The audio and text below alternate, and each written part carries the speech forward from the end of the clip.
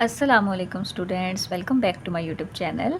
आज हम स्टार्ट करने लगे हैं एक्सरसाइज 1.1 क्लास 9 उर्दू मीडियम। ठीक है, पहले हमने इंग्लिश मीडियम वाली क्लासेस भी अपलोड की हुई हैं 1.1 की, चैप्टर 1 की। अब उर्दू मीडियम वाले स्टूडेंट्स के लिए उर्दू मीडियम में स्टार्ट करने लगे हैं। तो अब तक अगर आपने मेरे चैनल को सब्सक्राइब नहीं किया तो पहले लाजमी सब्सक्राइब कर लें ताकि आपको ईज़िली मैथ समझने का मौका मिले। अब आपका जो 1.1 एक्सरसाइज है उसमें पहला क्वेश्चन आपको दिया है नातक और गैर नातक की निशानदेही करें। अब उसके लिए ठीक है, ये जो आपका क्वेश्चन है ये नातक और गैर नातक अदाद की आपने निशानदेही करनी है कि इनमें से कौन सा नातक है और कौन सा गैर नातक है। तो इसके लिए पहले आपको पता होना चाहिए कि नातक कौन से होते हैं और गैर नातक कौन से होते हैं। तो आइए इनको समझते हैं कि कौन से होते हैं। अब पहले तो होता है हकीकी अदाद। हकीकी अदाद को क्या कहते हैं? रियल नंबर्स इंग्लिश में कहते हैं। ठीक है, हकीकी अदाद का मतलब है तमाम किस्म की रकमें, तमाम किस्म के नंबर्स, ना बेशक वो नातक हों, गैर नातक हों, बटे वाले हों, प्लस माइनस ज़रब तकसीम कोई से भी हों, वो सारे क्या होते हैं? हकीकी अदाद होते हैं, रियल नंबर्स होते हैं। अब इस हकीकी अदाद की हमारे पास दो तरह की आगे किस्में आ जाती हैं, एक तो नातक आ जाती है और एक आ जाती है हमारे पास गैर नातक। ठीक हो गया। अब इसमें जो हमारे पास नातक अदाद है ना, पहले हम वो देख लेते हैं कि नातक अदाद कौन से होते हैं। अब रियल नंबर्स हकीकी अदाद की जो नातक अदाद हैं, अब वो होते हैं जो कि पी ओवर क्यू की फॉर्म में हों। ठीक है, पी ओवर क्यू की शक्ल में जो रकमें हों, जैसे कि हमारे पास होती है 1/2 हो गई, 5/2 हो गई, कोई भी रकम, कोई भी कुछ भी जो पी ओवर क्यू की फॉर्म में हो वो हमारे पास है नातक अदाद। ठीक हो गया। अब उसमें गैर नातक का मतलब क्या है? इसका उलट, कि पी ओवर क्यू की फॉर्म नहीं हो वो। ठीक है, वो क्या हो? पी ओवर क्यू की फॉर्म बिल्कुल भी ना हो, तो वो होती है गैर नातक अदाद। अब इसमें जो नातक अदाद है ना, पी ओवर क्यू की फॉर्म में हो। ठीक है, अब इसकी आगे से दो किस्में हैं, एक मुख्ततम कसरे इशारिया, एक गैर मुख्ततम और मतवाली कसरे इशारिया। अब जब पी ओवर क्यू की फॉर्म में हमारे पास आ गई है ना वैल्यू, उसको जब हम डिवाइड करेंगे ना, मतलब कि अगर हम अब उसको तकसीम करते हैं तो हमारे पास आएगा इशारिये में नंबर। ठीक है, बटे वाली किसी भी रकम को जब आप तकसीम करोगे तो आपके पास ज़ाहिर सी बात है इशारिये में नंबर आएगा। ठीक है, जैसे अब मैं 5 और 2 को तकसीम करती हूँ, मैं इधर आ गया 5, इधर आ गया 2, तो यहाँ पे 2 2 4 आ गया, इधर 1 बचा। अब इशारिया लगा के मैं इधर लगाती हूँ 0, तो 2 5 10, ख़त्म हो गया लफ्ज़। और ऊपर क्या आया? 2.5, तो ये इशारिये में आया, तो इसलिए ये इसकी किस्म होगी, है नातक अदद। ठीक है, पी ओवर क्यू की फॉर्म था, है नातक अदद, इशारिये में आया है, तो वो उसकी ये वाली किस्म बन गई हमारे पास मुख्ततम कसरे इशारिया। कसरे इशारिया, इशारिये वाली रकम मतलब कसरे इशारिया, और इसमें मुख्ततम का लफ्ज़ इस्तेमाल है, तो मुख्ततम का मतलब है कि ख़त्म हो जाना। ठीक है, एक जगह पे आके रुक जाना, ख़त्म हो जाना, मुख्ततम ख़त्म हो जाए वैल्यू। ठीक है, कसरे इशारिया इशारिये में आए और ख़त्म हो जाए। जैसे ये हमारे पास 0.25, जैसे ये हमारे पास ये मिसाल के तौर पे मैंने लिखी है अपनी तरफ से 0.789, मतलब कि कोई भी रकम आए हमारे पास, वो आके 2 4 5 हिस्सों के बाद ख़त्म हो जाए अगर, और इशारिये में आए ना, तो वो कहलाती है मुख्ततम कसरे इशारिया। ठीक हो गया। इसी तरह अब ये जो गैर मुख्ततम और मतवाली कसरे इशारिया ना, इसमें मुख्ततम का मतलब था ख़त्म हो जाती थी वैल्यू, गैर मुख्ततम का मतलब है ख़त्म नहीं होती, चलती जाती है रकम हमारे पास। ठीक है, अब ये 0.666 आगे डॉट डॉट डॉट का मतलब है चलती जा रही है।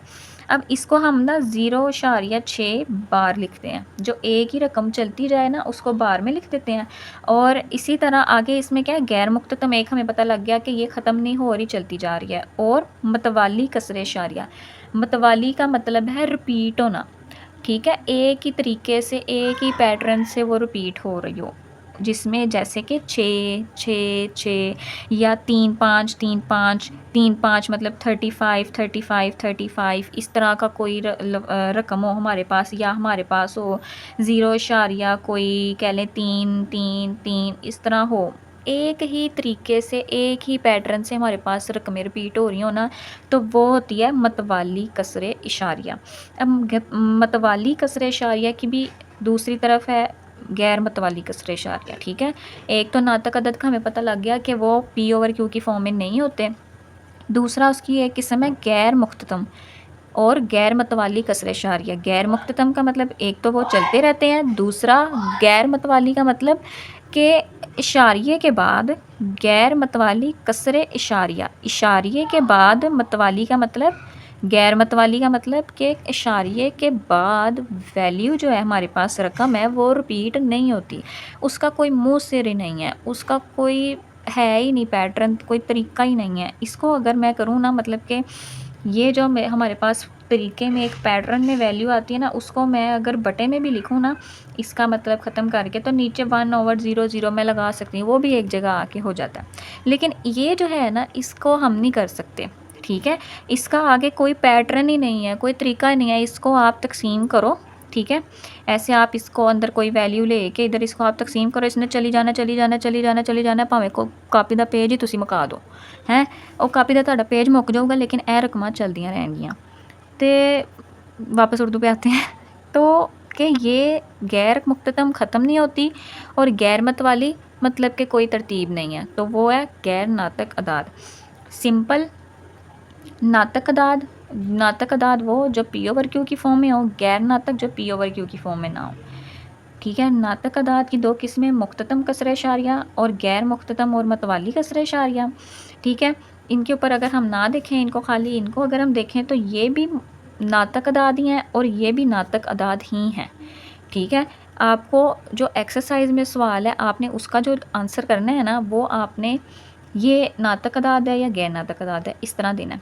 ये जो है ना, ये चीज़ सिर्फ MCQs के लिए है कि आपसे वो अगर तो ये पूछे कि ये MCQs में कि ये नातक है या गैर नातक है, ठीक है, ऑप्शंस दिए हों, तो फिर तो आप उसमें कह दोगे कि ये नातक है। लेकिन अगर ऑप्शंस में दिया हो कि मुख्ततम कसरे इशारिया है, गैर मुख्ततम कसरे इशारिया है, या गैर मुख्ततम और मतवाली कसरे इशारिया, इस तरह के आपको ऑप्शंस दिए हों, तो फिर आपको ये पता होना चाहिए कि अगर ये रिपीट नहीं हो रही, ये ख़त्म हो गई है, तो ये मुख्ततम कसरे इशारिया। इसी तरह अगर आपको ये दी गई हो तो आपको पता हो कि एक तो ये रिपीट हो रहा है, ठीक है, ये मुसलसल चलता जा रहा है, इसका मतलब कि ये मुख्ततम तो नहीं है, ये गैर मुख्ततम है, ठीक है। ख़त्म नहीं हो रहा तो ये गैर मुख्ततम है, एक तो आपको ये पता हो। दूसरा, ये एक तरीके के साथ चल रहा है, लफ्ज़ रिपीट हो रहा है बार बार, तो ये मतवाली है। ओके हो गया। इसी तरह इसका भी आपको पता हो कि एक तो ये गैर मुख्ततम है, ख़त्म नहीं हो रहा, दूसरा गैर मतवाली है, क्योंकि इसका कोई पैटर्न ही नहीं है। तो ये चीज़ आपको MCQs के लिए समझनी ज़रूरी है। अब आपको यहाँ तक तो मुझे लगता है अच्छे से समझ आ गई होगी नातक अदाद और गैर नातक अदाद की। तो एक्सरसाइज स्टार्ट करते हैं ताकि आपको एक्सरसाइज में भी अच्छे से समझ आ जाए।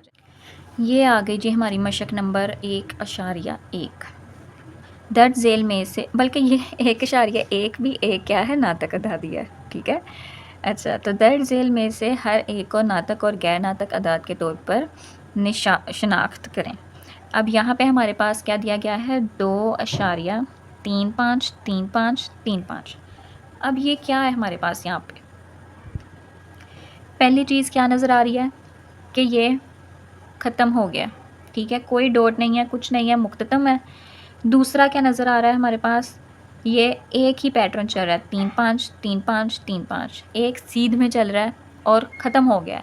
तो ये है मुख्ततम और मतवाली कसरे इशारिया, और है क्या ये, नातक अदाद, ठीक हो गया, जिसमें मुख्ततम भी हो, ठीक है, एक तो ख़त्म हो गया मुख्ततम, दूसरा तरीके से चल रहा है, एक सीध में चल रहा है, तो मतवाली है। तो जिसमें मुख्ततम और मतवाली कसरे इशारिया हो वो होता है नातक अदद। तो ये हमारे पास क्या है, एक नातक अदद। अदाद भी लिख लें, अदद लिख लें, ठीक है, नातक अदाद लिख लें। अब दूसरा क्वेश्चन जो है वो हमारे पास है इसका, यहाँ पे वो है हमारे पास 0.6 बार। अब मैंने बताया था बार का मतलब क्या है, इसमें रिपीट होना बार बार, मतलब कि ये किस तरह हम इसको लिखेंगे, 0.6666, ये 6 6 6 6 और डॉट डॉट डॉट का मतलब बार बार ये आगे रिपीट होता जा रहा है। तो इशारिये के बाद एक तो रिपीट होता जा रहा है तो है गैर मुख्ततम, और दूसरा एक ही पैटर्न से चल रहा है, एक ही सीध में चल रहा है, तो ये है मतवाली कसरे इशारिया। गैर मुख्ततम और मतवाली कसरे इशारिया, ये किसकी किस्म थी? नातक अदाद की। तो इसी तरह ये भी क्या है? एक नातक अदाद। ओके हो गया। अब इसका तीसरा जो है हमारे पास सवाल, वो क्या है? तीसरा सवाल इसका देख लेते हैं। तीसरा सवाल हमारे पास है इसका 2.2, 3, 6, 0, 6, 7 और आगे डॉट डॉट डॉट है, मतलब चलता जा रहा है। अब एक तो ये गैर मुख्ततम है, ये तो हमें पता लग गया कि ये है गैर मुख्ततम, चलता जा रहा है। दूसरा, कोई इसका नहीं है पैटर्न, कोई ये इसमें नहीं है सीधा कोई रकमें आ रही हों, तरीके से आ रही हों, ये कोई 2, कोई 3, कोई 6, कोई 0। अब मुझे नहीं पता 7 के बाद इसके आगे क्या आएगा। अगर तो 2 3 2 3 2 3 इस तरह होते तो मुझे पता था कि वही लफ्ज़ रिपीट हो रहा है। इसमें अब 7 के बाद अल्लाह जाने मज़ीद और कौन कौन से हुन नंबर आन हुन। ठीक हो गया। तो अब एक तो ये गैर मुख्ततम है, दूसरा गैर मतवाली है। ठीक है, तो गैर मुख्ततम और गैर मतवाली किसकी थी? वो क्या कहते हैं, एग्ज़ाम्पल कह लें, मेरे तो ज़हन से लफ्ज़ निकल गया। ठीक है, गैर मुख्ततम और गैर मतवाली कौन सा अदाद था? गैर नातक अदाद। तो ये है एक गैर नातक अदाद, क्योंकि एक तो ये गैर मुख्ततम है और दूसरा गैर मतवाली भी है। तो ये है एक गैर नातक अदाद। इंग्लिश में अगर कहें तो ये है एक इर्रेशनल नंबर। अब ये हमारे पास आ गया है जज़र 7। अब जज़र वाली जितनी भी रकमें होती हैं ना, वो होती हैं ज़्यादातर गैर नातक अदद। ठीक हो गया, ये मैं आपको बता दूं क्यों, क्योंकि इनका जब जज़र अब 7 का आप लेंगे ना, तो आप कैलकुलेटर पे करके देखें 7 का जज़र, तो आपके पास आएगी रकम कोई, मैं आपको करके दिखाती हूँ यहाँ पे। ठीक है, अब यहाँ पे आप लें ये जज़र 7, तो आपके पास देखें 2.6, 4, 5, 7, 5, 1। ठीक है, कोई तरीका नहीं आया, कोई इसमें वो सीक्वेंस नहीं आया। हाँ, अगर हो जज़र 9, ठीक है, जज़र हो 9, तो 9 का क्या होता है हमारे पास? 3 का स्क्वायर, और इसका आ जाएगा हमारे पास 3। रुक गया, ख़त्म हो गया लफ्ज़ वहीं पे है। तो वो इस तरह का अगर कोई हमारे पास हो तो होता है, वरना ये सारे जज़र वाले जो होते हैं ना, आप कैलकुलेटर पे करके देखेंगे आपको पता लग जाएगा। 2 इशारिया आगे मुख्तलिफ रकमें ही आती हैं, तो वो क्या होते हैं? गैर नातक अदाद। ठीक है, इसी तरह जज़र 7 हमारे पास क्या है? एक गैर नातक अदाद। अगला सवाल हमारे पास क्या है? ये आपको कुछ सवाल पेपर में तो शॉर्ट क्वेश्चन में बिल्कुल भी नहीं आने, ये आपकी सिर्फ एक MCQs की प्रिपरेशन है। ठीक हो गया, और MCQs की तैयारी होना भी बहुत ज़रूरी होता है। पेपर में एक एक नंबर की बड़ी अहमियत होती है। इसी तरह ये जो हमारे पास अब E है, E की भी कैलकुलेटर पे आप देख लें, ये रहा हमारे पास E, इसकी वैल्यू निकाली तो देखें कोई तरीका नहीं, कोई इसमें नहीं है हमारे पास, मुख्ततम और गैर मतवाली है, तो ये क्या है? ये भी एक नातक अदाद। ठीक हो गया। इसी तरह आगे हमारे पास अब क्या है? अगला सवाल, अगले सवाल में हमारे पास है पाई, VI, ये आ गया हमारे पास पाई। और पाई की वैल्यू क्या आती है हमारे पास? ये पाई और इसकी वैल्यू कोई सीक्वेंस नहीं, कोई कुछ नहीं है, 3.1, 4, 1, 5, 9, 2 कुछ कुछ कुछ आगे मज़ीद है, तो ये भी है एक गैर नातक अदाद। अगला हमारे पास सवाल है 5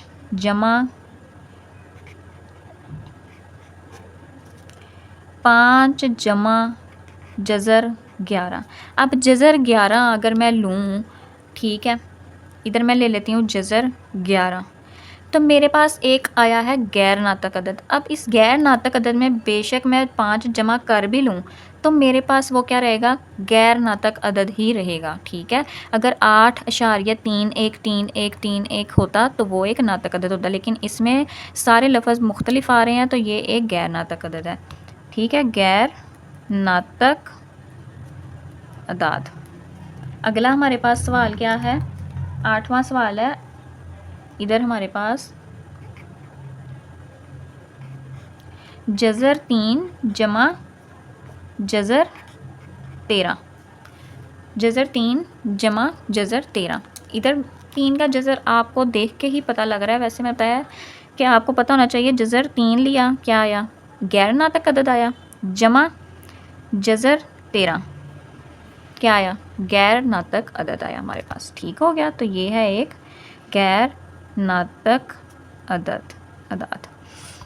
जज़र वाली रकमें जो भी हों वो ज़्यादातर क्या होनी है, हमारे पास गैर नातक ही होती हैं। हत्ता कि हमारे पास कोई स्क्वायर रूट वाली रकम ना आ जाए, जिसका कोई मुरब्बा ना बने ना, उसके अलावा सारी होती हैं गैर नातक की। अब ये क्या आया है? 15 और नीचे है हमारे पास 4। ये आ गई है हमारे पास P/Q वाली रकम।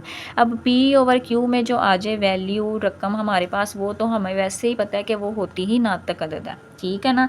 तो P/Q वाली वैल्यू क्या है? नातक अदाद है। इसको अगर 15 को 4 पे तकसीम कर देंगे, हम 15 को तकसीम कर देंगे 4 पे, तो देखें क्या आया हमारे पास आंसर? 3.75। क्या हो गई? ख़त्म हो गई। मुख्ततम कसरे इशारिया। ठीक है, और मुख्ततम कसरे इशारिया आया है, P/Q की फॉर्म में है, इसलिए ये है एक नातक अदाद। अदद भी लिख दें आप, कोई इतना कोई मसला नहीं है। ठीक हो गया।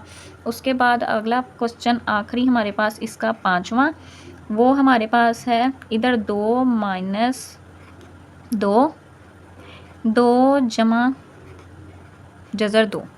अब ये क्या है हमारे पास? वैसे तो ये एक फ़ॉर्मूला है। फ़ॉर्मूला क्या है? A तक़सीम B, A जमा B, ये बराबर होता है A square minus B square. ठीक हो गया। और इसको अगर मैं लिख दूँ यहाँ पे, इसका A का यहाँ पे मैं लूँ तक़सीम, ये जो B है, B की वैल्यू इसका मैं अगर लूँ यहाँ पे, ये इससे कट गया, इसका लिया 4 आया, ये 2 ऐसे ही आया, तो आंसर क्या आया हमारे पास? 2। इसको अगर हम सॉल्व करने की तरफ जाएं ना, तो हमारे पास आता है एक, क्या आता है? नातक अदद आता है। लेकिन आपने इसको सॉल्व नहीं करना, आपने इसको ऐसे ही अगर आप देखें ना इसको, तो ये एक जज़र वाली रकम है, 2 का जज़र, तो ये क्या आता है हमारे पास? गैर नातक। ठीक है, इसको अगर आप नातक आएगा, अगर आप इसको क्या करेंगे? सॉल्व करेंगे, तो आपके पास नातक आएगा। लेकिन जो गैर नातक और नातक आपने जब बताना हो ना, और इस तरह की रकम आ जाए, तो ये सॉल्व वाला सवाल नहीं होता है, इसलिए इसको सॉल्व नहीं करते, इसको सिर्फ कैलकुलेटर पे करके देखते हैं। ठीक है, जब ऐसे वाली रकम हो ना, जिसमें आपने सिर्फ नातक गैर नातक बताना हो, तो जैसे 2 तक़सीम जज़र 2 है ना, 2 तक़सीम जज़र 2 मैं इधर लूँ ना, तो क्या आया हमारे पास? एक गैर नातक आया, एक तो गैर मुख्ततम है और दूसरा गैर मतवाली है, कोई तरतीब नहीं है। इसी तरह इसका भी लूँ ना, 2 जमा जज़र 2, तो क्या आया है? गैर मुख्ततम गैर मतवाली। तो जब 2 गैर मुख्ततम मतलब 2 नातक अदद को जमा करेंगे, तो हमारे पास क्या आएगा? ज़ाहिरी सी बात है, एक गैर नातक अदद ही आएगा। उम्मीद है मुझे आप लोगों को ये अच्छे से समझ आ गया होगा कि ये भी गैर नातक था, ये भी गैर नातक था। इनको 2 गैर नातक को जब जमा किया तो क्या आया? एक गैर नातक अदद आया। ये P/Q की फॉर्म में था, तो ये एक नातक अदद है। ये दोनों जज़र वाली रकमें जब हमने कैलकुलेटर पे करके देखी, या वैसे आप ना भी कैलकुलेटर इस्तेमाल करें ना, तो 3 का जज़र आपको पता है कोई रकम आनी ही नहीं है, चलती जानी है, तो वो गैर नातक अदद है। इसी तरह जब ये 11 का भी जज़र लेके देख लो, तो वो चलता जाएगा, तो वो भी एक गैर नातक अदद है, कोई तरतीब भी नहीं है इसीलिए। और इसी तरह ये जो पाई है, इसका भी जज़र लेंगे तो हमारे पास 3.1, 4, 1, 5, 6, 9 इस तरह की रकम आती है, तो ये एक गैर नातक अदद हो गया। उसके बाद आपके पास यहाँ पे ये ई की रकम भी गैर नातक, कैलकुलेटर पे देखी, जज़र 7 की रकम भी गैर नातक आई। ये भी एक गैर नातक था, कोई इसमें तरतीब नहीं थी। ये एक नातक अदद था हमारे पास, क्योंकि ये एक तो गैर मुख्ततम था, दूसरा मतवाली था। ठीक है, एक तरतीब थी, एक सीक्वेंस था, मतवाली था, तो ये था नातक अदद। और इसी तरह ये भी था एक नातक अदद। ठीक है, एक तो ख़त्म हो गया था, मुख्ततम था, दूसरा क्या था? मतवाली था। ठीक है, एक ही तरतीब थी, 3 5 3 5 3 5, तो ये था एक नातक अदद। अब मशक नंबर 1.1 का पहला सवाल हो गया है। अब चलते हैं इसके दूसरे सवाल की तरफ। अच्छा जी स्टूडेंट्स, तो ये आ गया जी सवाल नंबर 2 ਤੁਹਾਡਾ। ठीक है, ਇਹ ਤੁਹਾਡਾ ਸਵਾਲ ਨੰਬਰ 2 ਹੈ। तो ਤੁਸੀਂ ਇੱਕ ਕਮੈਂਟ ਕਰਕੇ ਮੈਨੂੰ ਪਹਿਲੇ ਦੱਸਿਓ ਕਿ ਤੁਹਾਨੂੰ ਪੰਜਾਬੀ ਦੇ ਵਿੱਚ ਮਜ਼ਾ ਆਉਂਦਾ ਲੈਕਚਰ ਲੈਣ ਦਾ ਕਿ ਉਰਦੂ ਦੇ ਵਿੱਚ ਆਉਂਦਾ। ਜੇ ਤੁਸੀਂ पंजाबी भी समझ लेते हो ना तो थोड़ी थोड़ी ਵਿੱਚ ਅਸੀਂ पंजाबी भी ऐड कर लिया करेंगे। लेकिन अभी हम चलते हैं अपनी उर्दू की तरफ और उर्दू में हम आते हैं सवाल नंबर 2। दर्ज झेल अदाद को अददी ख़त पर ज़ाहिर करें। अददी ख़त क्या होता है? अददी ख़त होता है नंबर लाइन। अब नंबर लाइन को कैसे ड्रा करते हैं, कैसे सॉल्व करना है, आपको बाकी चैनल्स पे भी सवाल मिलते होंगे इस लेक्चर से रिलेटेड, लेकिन यहाँ पे मैं आपको बिल्कुल सही तरीका बताऊँगी कि कैसे करते हैं एक अददी ख़त यानी नंबर लाइन को ड्रॉ और इस सवाल को सोल्व। ठीक है, इस सवाल को कोई आपने स्किप स्कूप नहीं करना कि पेपर में नहीं आएगा, ऐसे नहीं होगा, वैसे नहीं होगा। हर सवाल को करना है। तो कुछ नहीं पता, कुछ भी आ सकते पेपर दे विच। बहुत खुश हो रहे हैं आजकल। तो ये है जज़र 2। जज़र 2 को सबसे पहले लेंगे कैलकुलेटर के ऊपर और देखते हैं जज़र 2 का क्या आंसर आता है।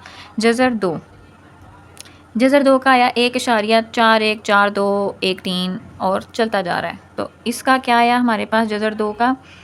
जज़र 2 किसके बराबर है हमारे पास? जज़र 2 बराबर है 1.4141 और चलता जा रहा है। तो अब जो नंबर लाइन होती है ना, जो कि क्या कहते हैं उर्दू में, उसको क्या कहते हैं? अददी ख़त।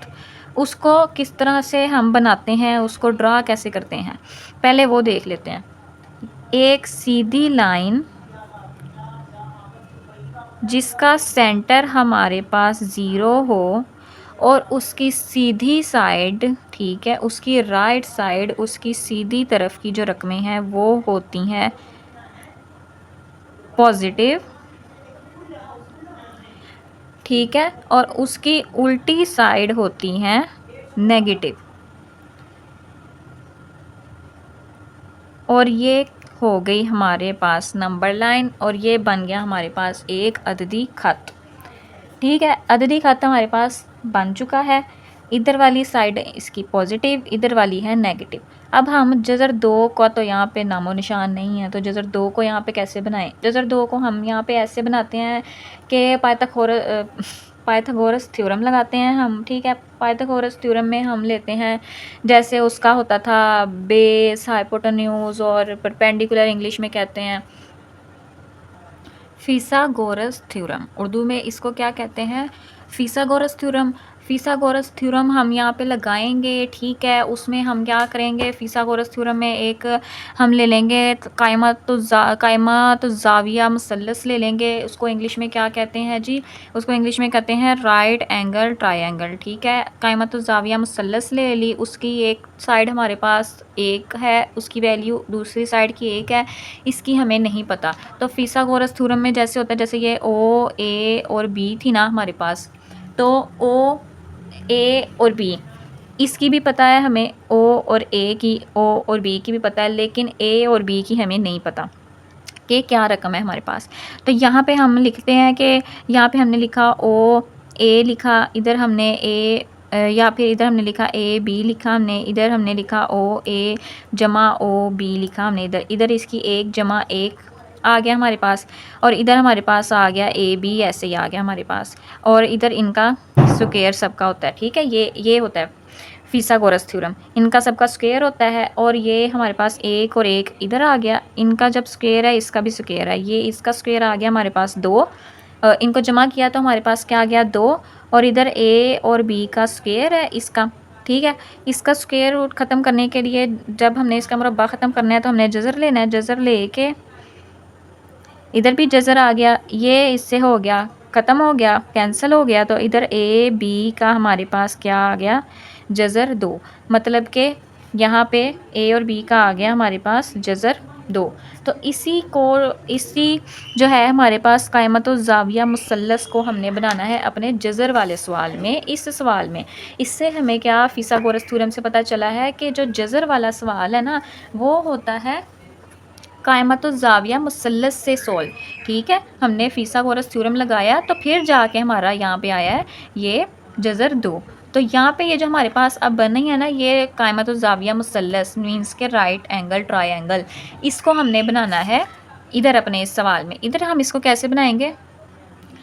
इधर हम बनाएंगे इधर हम बनाएंगे 0 और 1 के दरमियान, क्योंकि हमारे पास 1 आया था यहाँ पे 0 और 1 के दरमियान। इधर ये 1 था तो 1 के ऊपर हम बनाएंगे 90 का एंगल, सीधा 90 का एंगल, और वो मिलेगा किससे, यहाँ पे जाके 0 के साथ। ठीक है, ये हमारा बन गया कायमतुज़ ज़ाविया मुसल्लस 90 का एंगल। ओ था, ये ए था और ये बी था। ठीक है, अब ये भी एक हमने वहाँ पे रखा था, और यहाँ पे हमारे पास क्या था, जज़र 2। ठीक है, लेकिन इस लाइन के ऊपर जज़र 2 कहाँ बनेगा, ये हम इस तरह करेंगे, ढूंढेंगे कि हमने अपनी लेनी है पुलकार। पुलकार को आपने खोलना है, उसका यहाँ पे रखना है आपने पॉइंट, और उसकी पेंसिल वाला हिस्सा आपने यहाँ तक खोल के, जब आप पुलकार को ऐसे यहाँ से घुमाएंगे तो आपकी ये जो आर्क बनेगी ना, वो बनेगी यहाँ पे। ठीक हो गया, 2 से पहले ही बनेगी। जब आप यहाँ तक इसको खोलेंगे ना, तो आपकी जो लाइन बनेगी वो बनेगी यहाँ पे, 2 से पहले ही यहाँ पे। तो ये जो आपका पॉइंट होना है ना, ये है आपका जज़र 2। ठीक हो गया, इस तरह का आपने ये सवाल करना है सॉल्व। कोई नहीं कि आप ये सीधी एक अददी खत बना के तो आप यहाँ पे इस लाइन को ऐसे करके तो यहाँ पे जज़र 2 लिख दें कि यहाँ पे जज़र 2 आता है। क्यों आता है जी, 1.4 1 4 कुछ था, तो 1 के बाद यहाँ पे करके 4 आता है, तो यहाँ पे करके जज़र 2 बना दिया। नहीं, ये आपने यहाँ पे एक पूरा ट्राइएंगल बनाना है, कायमतुज़ ज़ाविया मुसल्लस इधर आपने एक बनानी है पूरी, ऐसे करके त्रिकोण, बेशक रट्टा इसका मार लें, ऐसे एक त्रिकोण बना के, तो उसके बाद एक लाइन इधर को खींच के तो यहाँ पे बना के आपने ये करना है। ठीक है, इसका अगला सवाल देखते हैं। अब अगला सवाल कैसे है। अब ये है हमारा अगला सवाल, जिसमें हमें क्या कहा गया है, जज़र 3। जज़र 3 को जब हम देखते हैं अपने कैलकुलेटर के ऊपर, इधर लेते हैं जज़र 3, तो क्या आया, 1.73205। ठीक है, 1.73205 चलता जा रहा है हमारे पास। ठीक है, तो 1 आया है, इसका मतलब यहाँ से हमें ये तो पता लग गया कि ये 1 के ऊपर है हमारे पास। ठीक है, 1 के ऊपर बनेगा ये भी हमारे पास। तो यहाँ पे 0.3 है, तो हम पहले जो हमारे पास 0.2 वाला जो ख़त था ना हमारे पास, पहले हमने वो बनाना है यहाँ पे। ठीक है, ये वाला पहले हम यहाँ पे बनाएंगे ये, क्योंकि हमारे पास ये 1 के ऊपर ही बन रहा है, 1 आया हमारे पास। तो ये हमने कायमतुज़ ज़ाविया मुसल्लस एक यहाँ पे हमने बना ली, जिसमें हमारे पास ये था 1, ये था 1, और इसकी रकम आई थी हमारे पास जज़र 2। अब इस जज़र 2 है तो हमें चाहिए जज़र 3। इसको हम किस तरह करेंगे, ढूंढेंगे हम इसको, इस जज़र 3 को, इसको हम इस तरह ढूंढेंगे कि ये जो हमारी मुसल्लस बनी थी ना, अब ये हमारे पास जज़र 2 है, हमें अब क्या चाहिए, जज़र 3। तो ये अब हमारे पास नीचे वाली जैसे ये थी, ये हो जाएगा, इसके ऊपर इधर बनेगा एक 90 का 90 का एंगल, और ये आके लाइन मिलेगी इसके साथ। ठीक हो गया, तो अब इस तरह अगर हम देखें तो ये है एक 90 का एंगल कायमतुज़ ज़ाविया मुसल्लस, जिसमें नीचे हमारे पास जज़र 2 है, इधर इसकी वैल्यू हमारे पास किसके ऊपर लाई कर रहा था, वो 1 के ऊपर। ठीक है, ये था 1 के ऊपर, तो ये हमारे पास 1 है। अब हमने क्या करना है, इसको ढूंढना है कि ये क्या है। तो इसमें अब हम क्या करेंगे कि ये हो गया A हमारे पास, ये है B, तो ये है अब C।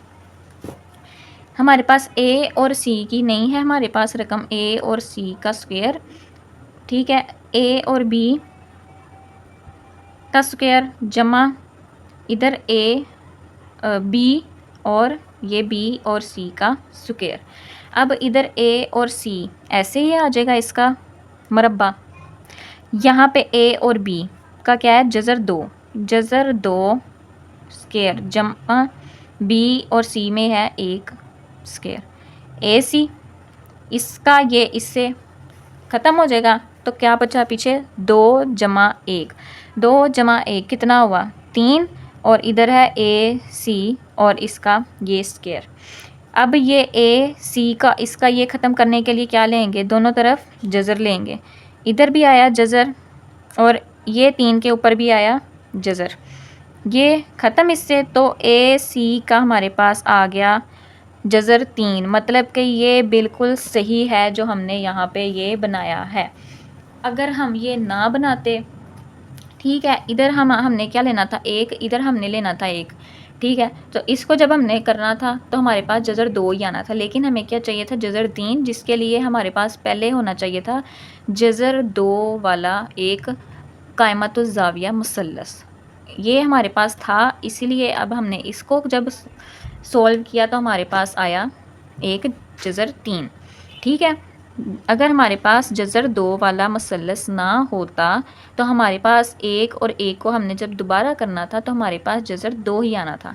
जज़र 3 को हमने ढूंढने के लिए हमें जज़र 2 वाला एक मुसल्लस बनाना है, उसके ऊपर आपने एक एंगल और बनाना है, ये है 90 का। जैसे ये सीधा है ना 90 का, ऐसे ये इधर को सीधा 90 का, और ये आके मिल गया इसी एक के साथ। ठीक है। आपने वैसे डी रख के ऐसे टेढ़ी ऐसे ये ऐसे डी ऐसे ये गोल ऐसे डी इस लाइन पे रख के तो पूरा यहाँ पे रुकता लगा के और स्केल के साथ इनको मिला लिया। ठीक हो गया। उसके बाद फिर आपने अपनी पुलकार को यहाँ से लेके यहाँ तक खोलना है, और फिर आपने अपनी पुलकार को जब ऐसे करके घुमाना है तो आपकी पुलकार आएगी यहाँ तक। आपकी एक आर्क बन जाएगी यहाँ से लेके यहाँ तक, और यहाँ पे ये जो है ना फिर जज़र 3 आपका आएगा आंसर। वैसे तो देख के सॉल्व करके जी 1.7 है तो एक के बाद इधर को करके 7 आएगा, इधर लगा के जज़र 3 वैसे भी पता है कि इधर ही बनना है, लेकिन ये सारी चीज़ करना ज़रूरी है। ठीक है। अब ये जो था हमारे पास जज़र 2 वाला और जज़र 3 वाला सवाल ये हो गया। अब चलते हैं अपने सवाल नंबर 3 की तरफ। ये आ गया सवाल नंबर 3। इसमें हमने ये अपना अददी ख़त बनाया है थोड़ा बड़ा।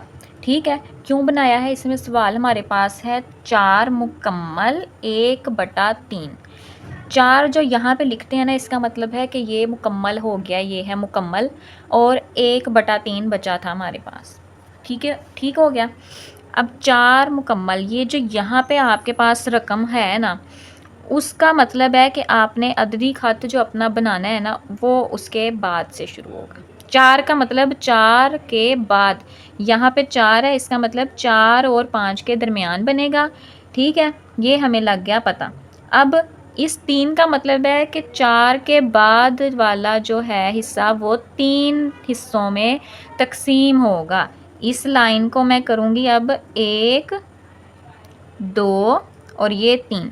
कितने हिस्से बने, 1 2 3, 3 हिस्सों में मैंने इसको कर दिया तकसीम। 4 के बाद वाली लाइन को 3 हिस्सों में तकसीम किया, और वो जो अददी ख़त है वो बनेगा फिर उसके पहले हिस्से के ऊपर। यहाँ पे 1 था इसलिए अब यहाँ पे 1 था, इसलिए ये 4 के बाद जो पहला हिस्सा था, पहला जो हमने तकसीम किया था लाइन को, उसके ऊपर बनेगा 4 मुकम्मल 1/3 का अददी ख़त। आपको समझ आया? नहीं आया तो दोबारा बताती हूँ। सिंपल, यहाँ पे अगर होता हमारे पास 2 तो ये बनता ये 2 के बाद वाली जगह पे, यहाँ पे 2 होता तो 2 के बाद वाली जगह पे बनता, और इधर भी होता अगर 2 तो इसको मैं लगाती एक लाइन और ये 2 हिस्सों में हो जाती तकसीम। ठीक है। और उसके बाद इधर होता मेरे पास 1, तो उसके बाद जो पहला हिस्सा बनना था एक लाइन, इसको बड़ा करके मैंने यहाँ पे अपना 2 1/2 लिख देना था। इधर वाले ये जो मुकम्मल का लफ्ज़ है ना, मुकम्मल, 4 मुकम्मल 1/3, अब मुकम्मल वाले में आपने बनानी है लाइन। यह आपको पता लग गया, नीचे वाली रकम है उतने हिस्सों में आपने इसको तकसीम कर देना है, और ऊपर जो है आपके पास रकम उसमें आपने पहला 1 है तो पहले हिस्से के ऊपर आपने लाइन बड़ी करके तो आपने ये लिख देना है। अब चलते हैं अपने सवाल नंबर 4 की तरफ। चौथा है हमारे पास -2 मुकम्मल 1/7, तफरीक 2 मुकम्मल 1/7। इसका मतलब है पहले यहाँ पे हम बनाएंगे अपनी एक नंबर लाइन। नंबर लाइन मतलब अददी ख़त हम अपना एक बनाएंगे, यहाँ पे 0 1 2 3। ये देख के ही हमें पता लग गया हमने 2 तक बनाना है, तो हम कोई 5 6 7 तक आगे तक नहीं बना रहे, हम इसको बना लेंगे छोटा ही बना लेंगे। ठीक है, 3 तक बस बना लेंगे क्योंकि हमें तो चाहिए है 2 और 3 के दरमियान का। अब माइनस मतलब तफरीक 2 का मतलब क्या है कि ये तफरीक 2 के बाद बनेगा इसके दरमियान में।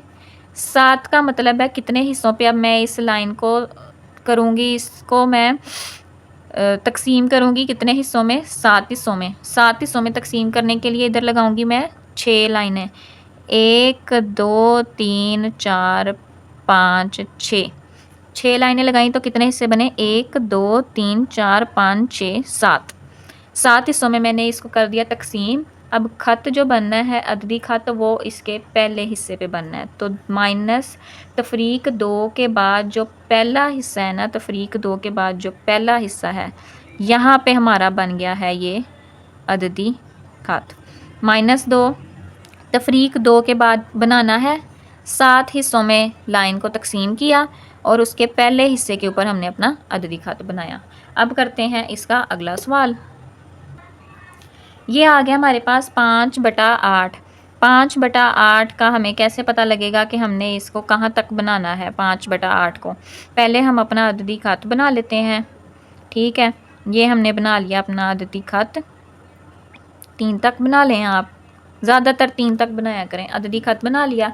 अब 5 और 8 को तकसीम करते हैं ना, जब हम 5 और 8 को, तो हमारे पास जो रकम आई है क्या आई है, किसके बराबर आई है, 0.625 के। अब क्या आया यहाँ पे, हमारे पास कोई रकम थी ही नहीं, तो हमें कैसे पता चलता है कि हमने कहाँ से शुरू करना है। इसलिए हमने इसको तकसीम करके देखा है। तकसीम करके देखा है तो हमारे पास क्या आई है रकम, 0। मतलब कि 0 के बाद से हमने शुरू करना है। अब पॉजिटिव की तरफ सारी रकमें क्या हैं, पॉजिटिव हैं। तो यहाँ पे हम इस तरफ को बनाएंगे ख़त, और हमने अब नीचे क्या था, इधर 8 था, तो हमने 8 हिस्सों में अब इसको तकसीम करना है। 8 हिस्सों में उसको करने के लिए हम यहाँ पे 7 लाइनें लगाएंगे। 1 2 3 4 5 6 7, 1 2 3 4 5 6 7 8, 8 हिस्सों में ये हो गई तकसीम। 8 हिस्सों में तकसीम करने के बाद 5वीं लाइन के ऊपर, 5वें हिस्से के ऊपर हमारा बनेगा अददी ख़त। तो 1 2 3 4 और ये रही 5, यहाँ पे बन गया हमारा। लाइन को बड़ा करके तो इधर आप लिख देंगे 5/8। तो ये हमारा बन गया 5/8 का अददी ख़त। अब चलते हैं हम अपने आखिरी सवाल की तरफ। ये आ गया हमारा आखिरी क्वेश्चन। आखिरी सवाल में हमारे पास क्या है, इधर अभी हम देखते हैं। इधर 1, इधर 2, इधर 3, इधर -1, इधर -2, इधर -3। अब यहाँ पे हमारे पास क्या है, 2 है, तो यहाँ मतलब 2 के बाद से शुरू होगा ख़त। कितने हिस्सों में करना है लाइन को, अब 4 हिस्सों में करना है। तो 1 2 3, 3 लाइनें लगाई तो 1 2 3 4, 4 हिस्सों में हो गया तकसीम। और उसके तीसरे लाइन के ऊपर हमने करना है इसको, मतलब तीसरे हिस्से के ऊपर हमने इसको बनाना है। तो यहाँ पे 1 2 और ये 3, यहाँ पे इसको लाइन को बड़ा करके 2 मुकम्मल 3/4, ये हमारा यहाँ पे बन गया ख़त। दूसरे हिस्से के बाद बनाया, 4 हिस्सों में तकसीम किया और तीसरे वाले के ऊपर अददी ख़त हमने बना दिया। ये था हमारा सवाल नंबर 2, अब हो गया मुकम्मल। उम्मीद है मुझे आपको सवाल नंबर 1 और सवाल नंबर 2 बहुत अच्छे से समझ आया होगा। मैंने बहुत ज़्यादा डिटेल में आपको समझाया है ताकि आपको किसी किस्म की कोई कन्फ्यूजन ना रहे। अब आपको कोई कन्फ्यूजन अगर रह गई है तो आप बिला झिझक मुझे कमेंट सेक्शन में पूछें, और आगे जिस सवाल की आपको नहीं समझ आती उसका मुझे बताएं, आपके लिए मैं वीडियो बनाऊंगी। तब तक आपने अगर मेरे चैनल को सब्सक्राइब नहीं किया तो लाजमी कर लें। मिलते हैं फिर अब हम नेक्स्ट वीडियो में, तब तक के लिए अल्लाह हाफिज़।